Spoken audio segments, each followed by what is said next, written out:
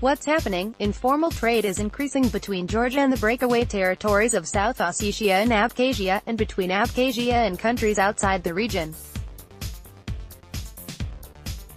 Formalizing aspects of this trade is under discussion, but the talks brush against the issue of the conflict's core, the breakaway region's political status. Why did it happen? Abkhazia and South Ossetia use the Russian ruble. Its depreciation made imports more expensive. Russia's subsidy of the breakaway republic's budgets decreased, in part due to sanctions provoked by its Ukraine intervention and, until recently, falling oil prices. The breakaway regions want cheaper goods, de facto authorities want customs revenue. Why does it matter? Trade could improve livelihoods and build contacts between communities across conflict divides. Creating a framework for formal trade, together with the increased informal commerce, could improve conditions in the breakaway regions and relations between them in Tbilisi, while opening opportunities for dialogue on areas of mutual benefit, even beyond trade. What should be done? Tbilisi should offer to speak directly to the breakaway regions, which should develop their own proposals for trade.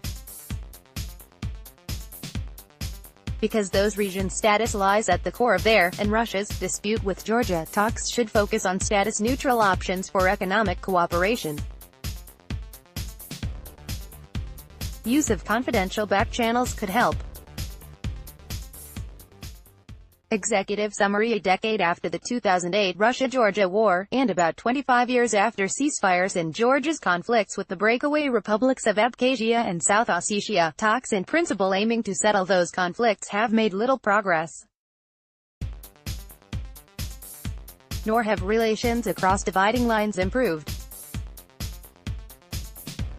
In recent years, however, informal trade has grown between Abkhazia and South Ossetia, which Russia recognized as independent in 2008, and Georgian-controlled territory, so, too, has trade between Abkhazia and countries outside the region. In a departure from the past, stakeholders are quietly considering options for formalizing aspects of trade.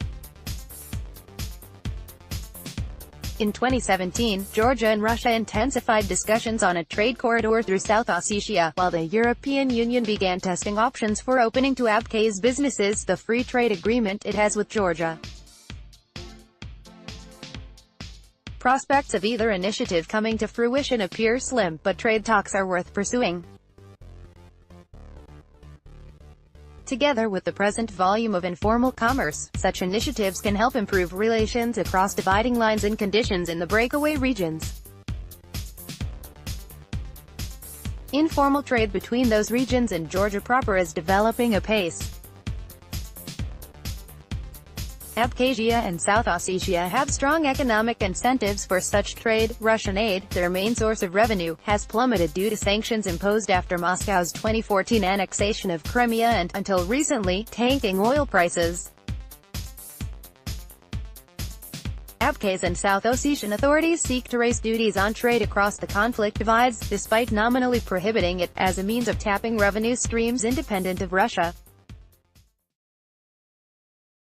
This trade is one of the few ways for people on either side of the conflict lines to forge links unburdened by politics. Trade talks are worth pursuing.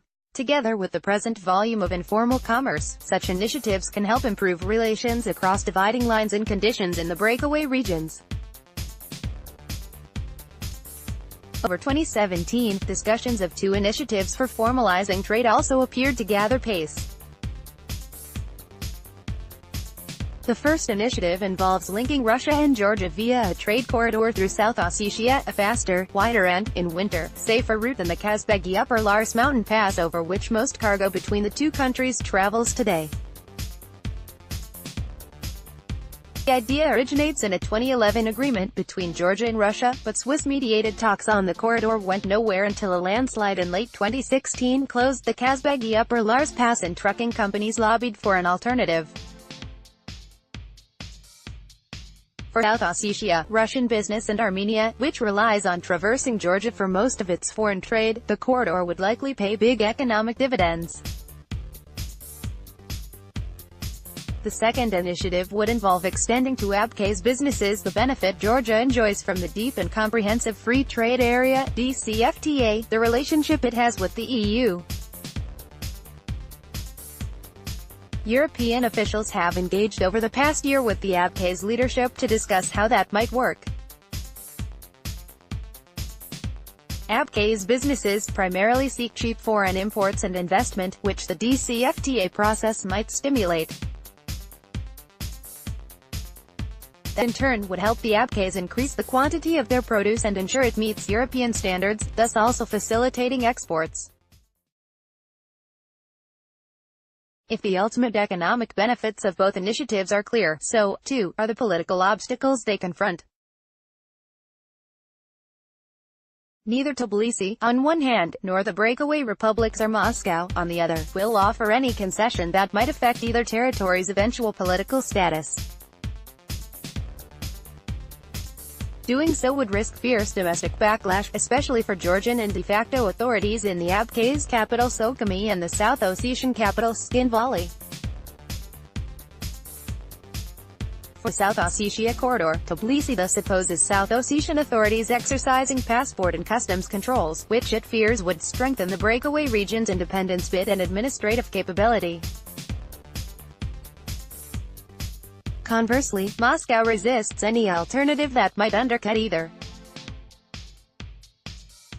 For business and political elites in Sukhumi, who complain of being isolated beyond contacts with Russia, the core interest is in opening up the region to links beyond both Russia and Georgia. The sensitivity about Abkhazia's eventual status complicates discussions about technical EU requirements that would have to be met for the region to benefit from the DCFTA, though pragmatic fixes could arguably be found that are status neutral. A greater obstacle might be Abkhaz leaders and wider society's refusal to deal with Tbilisi and the reluctance of Abkhaz businesses to make a move, even on status-neutral options, without a green light from the de facto authorities. In Tbilisi, meanwhile, most politicians traditionally have resisted amending Georgia's 2008 law on occupied territories, which restricts movement to and foreign companies' business with the breakaway regions. Reforms to the law would likely be necessary for either the South Ossetia corridor or the DCFTA extension. Despite these obstacles, some recent signs are positive.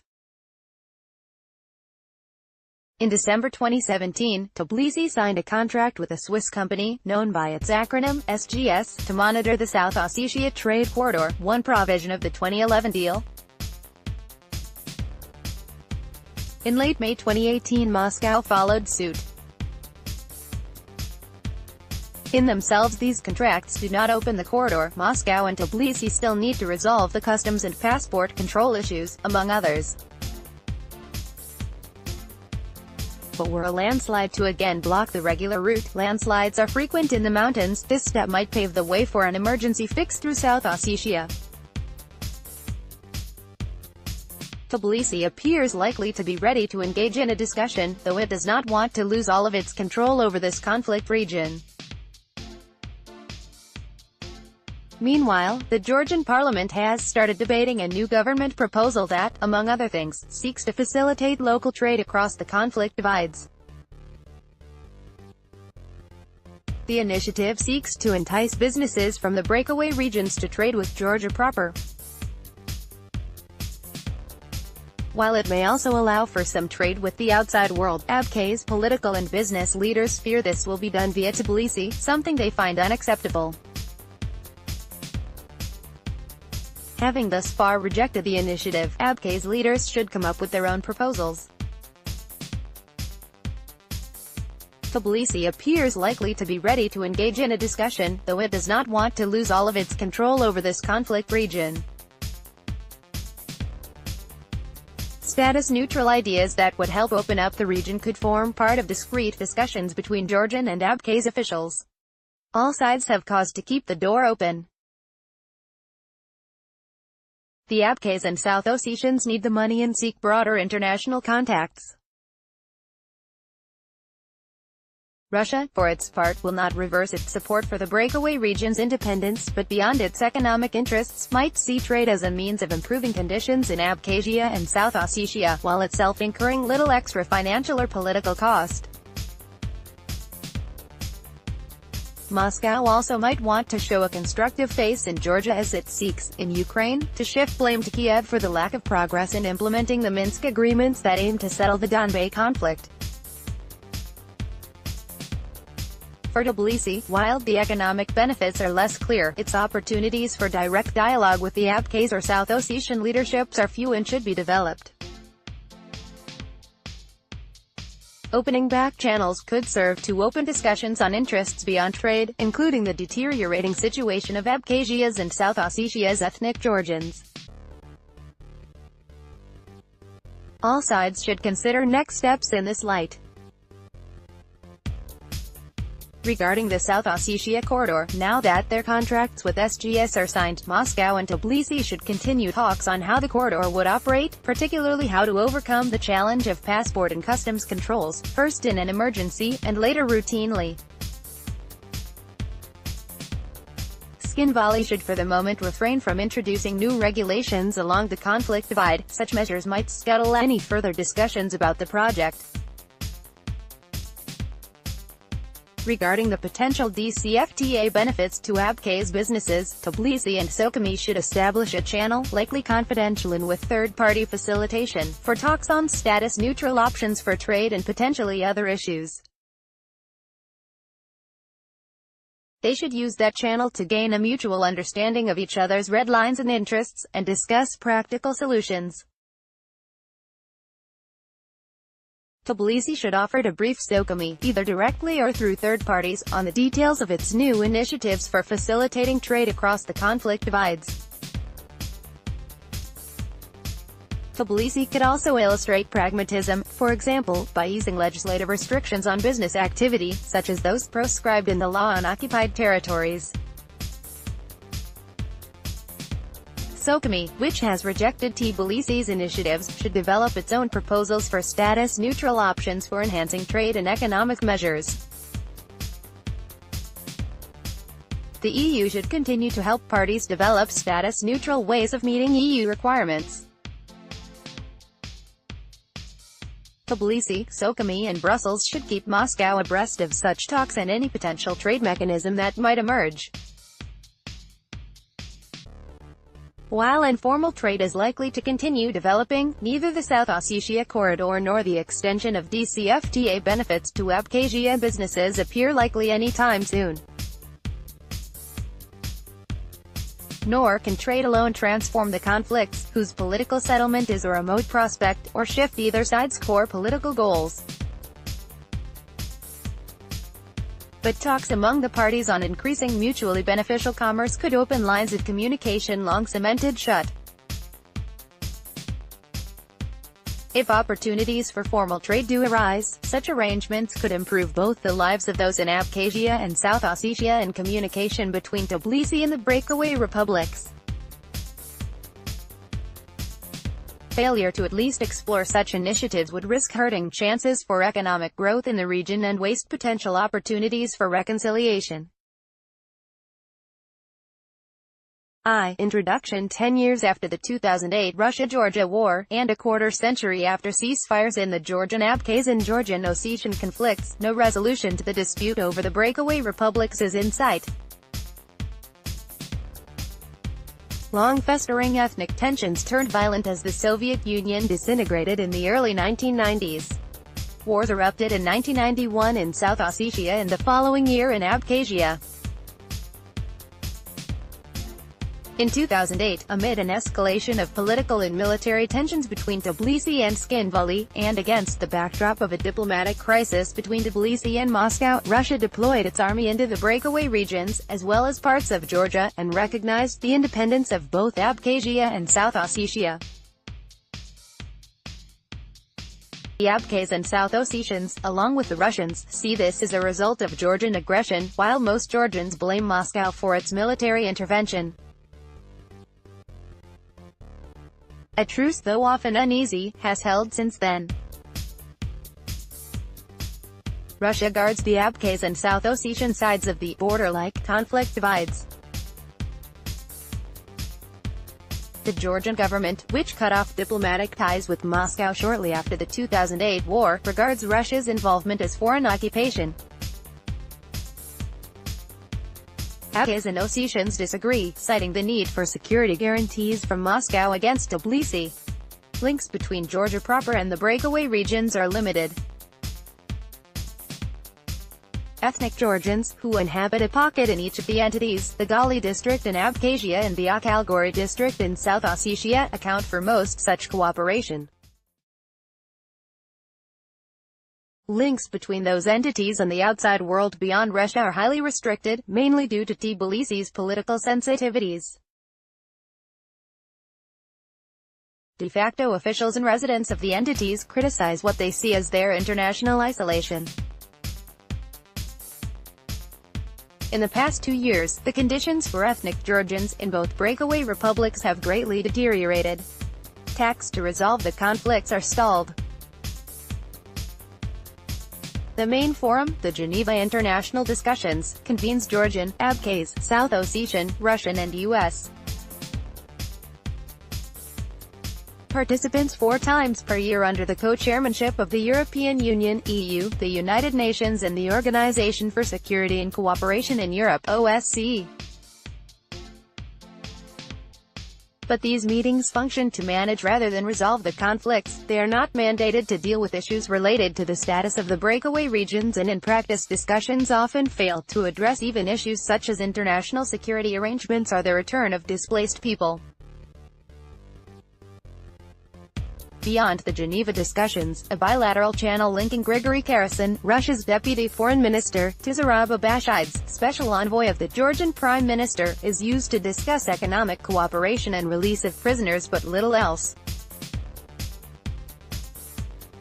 There are no formal talks between Tbilisi and the seats of Abkhaz and South Ossetian self-rule. Conversations that do take place are ad hoc and usually unofficial.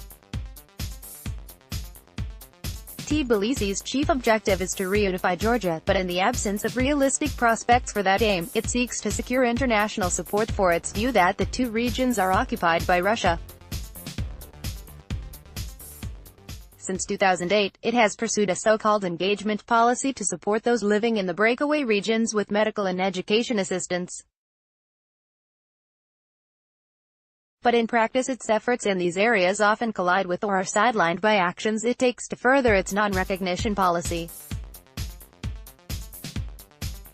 Georgia's 2008 law on occupied territories lays out strict penalties for any unauthorized economic engagement with Abkhazia or South Ossetia and imposes restrictions on visits to these regions.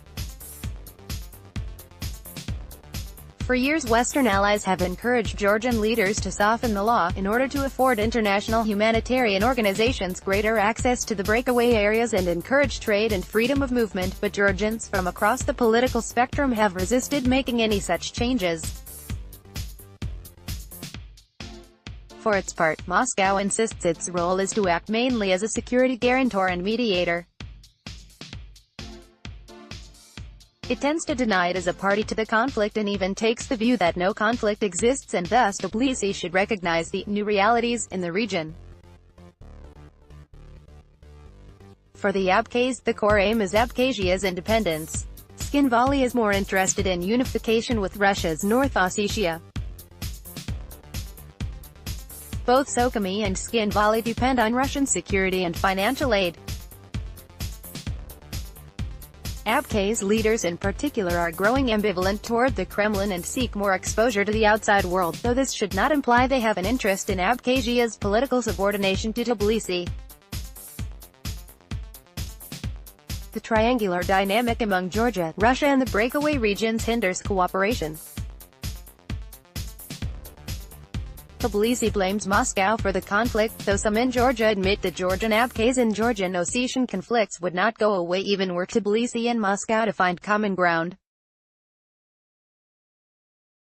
Tbilisi is loath to put itself on a par with the de facto authorities in Sukhumi and Tskhinvali, whom it views as Russian puppets. Moscow, while saying that Georgians, Abkhaz and South Ossetians must work out their differences among themselves, eyes any actual exchanges warily. Sukhumi and Skinvali tend to be cautious about us in direct contact with Tbilisi, both because they have long viewed the Georgian state as an aggressor and because of Moscow's sensitivities. Notwithstanding the political gridlock, openings may exist for increased trade between Georgia and the breakaway regions and between those regions and the outside world. For years, goods have trickled over the conflict divides between Georgia-controlled territory and the breakaway regions. But as Russia's economy weakens and its financial aid to Abkhazia and South Ossetia dwindles, such trickles appear to have become a steadier flow. At the same time, and despite occasional violent outbursts and regular exchanges of hostile rhetoric, fears of major bloodshed have greatly subsided over the past decade. Notwithstanding the distrust among the conflict parties, the relative quiet has prompted thinking about increased cooperation, with trade first on the agenda. In addition to informal trade, the volume of which is increasing, the parties have started quietly exploring, through third parties, opportunities to advance a long-discussed trade corridor from Georgia to Russia via South Ossetia, and potentially to expand the benefits of Georgia's free trade with the EU to businesses in Abkhazia. Notwithstanding the political gridlock, openings may exist for increased trade between Georgia and the breakaway regions and between those regions and the outside world. This report examines and offers ideas on how to advance these initiatives. Research involved interviews with officials, diplomats and analysts, as well as businessmen and consumers, between May 2017 to May 2018 in Georgia-controlled territory, in South Ossetia and Abkhazia, as well as in Brussels and Moscow. 2. Trade despite restrictions. According to Georgian law, there can be no trade between Georgian-controlled territory and the breakaway republics, or between those republics and the outside world. Since the wars of the early 1990s, Tbilisi has denied the legitimacy of the de facto authorities in Sukhumi and Skinvali and refused to recognize their regulations. It rejects the customs declarations, certificates of origin and other paperwork issued by those authorities. Tbilisi does allow goods to pass in and out of the breakaway regions, in order to leave the region's residents a chance to earn some money, but it bans products with Abkhaz and South Ossetian labels from the shelves of Georgian shops because they lack proper documentation, including certificates of origin. It also fines anyone selling Russian products that have arrived via the breakaway territories, on the grounds that those goods have bypassed Georgian customs. According to Georgian law, there can be no trade between Georgian-controlled territory and the breakaway republics, or between those republics and the outside world. Tbilisi is likewise tough on efforts by Abkhaz and South Ossetian businesses to make deals with foreign companies, fearing a slippery slope toward recognition of the breakaway entities. Its 2008 law on occupied territories tightened existing trade restrictions and introduced new ones, stipulating, among other things, that any foreign company wishing to do business in Abkhazia and South Ossetia must obtain a special permit from the Georgian government. Prospective investors in the breakaway regions must also get the permit, as must anyone seeking to transport goods by sea or overland through the de facto entities to Russia. Tbilisi does not see these requirements as onerous. But according to official data, not a single company engaged in trade has applied for the permit. Meanwhile, the Georgian government has sanctioned foreign companies opening offices in the breakaway regions without the permit and sought to prevent businesses in those regions from conducting outreach abroad. Abkhaz and South Ossetian regulations are similarly restrictive. They define goods that cross the conflict divide with Georgian territory into either breakaway republic as contraband, and the bearers as subject to prosecution. Officially, goods are also banned from moving in the opposite direction. The only exception is Abkhaz hazelnut exports, which the de facto leadership authorized in 2015. Trade between the breakaway regions and both Georgia and the outside world is growing. But because it is all informal, it has fueled corruption and strengthened grey economy networks. Despite these constraints, trade between the breakaway regions and both Georgia and the outside world is growing. The uptick is largely due to rising demand for cheap consumer goods amid the economic downturn in Russia. Abkhazia and South Ossetia use the Russian ruble, which has declined in value with the fall in oil prices and the sanctions imposed on Russia in 2014 due to its intervention in Ukraine, thus diminishing the purchasing power of Abkhaz and South Ossetians. The breakaway regions traditionally have relied on locally produced goods or Russian imports, both of which are more expensive than commodities from elsewhere. The increased trade supports links between individuals and communities in Abkhazia and South Ossetia and Georgia-controlled areas.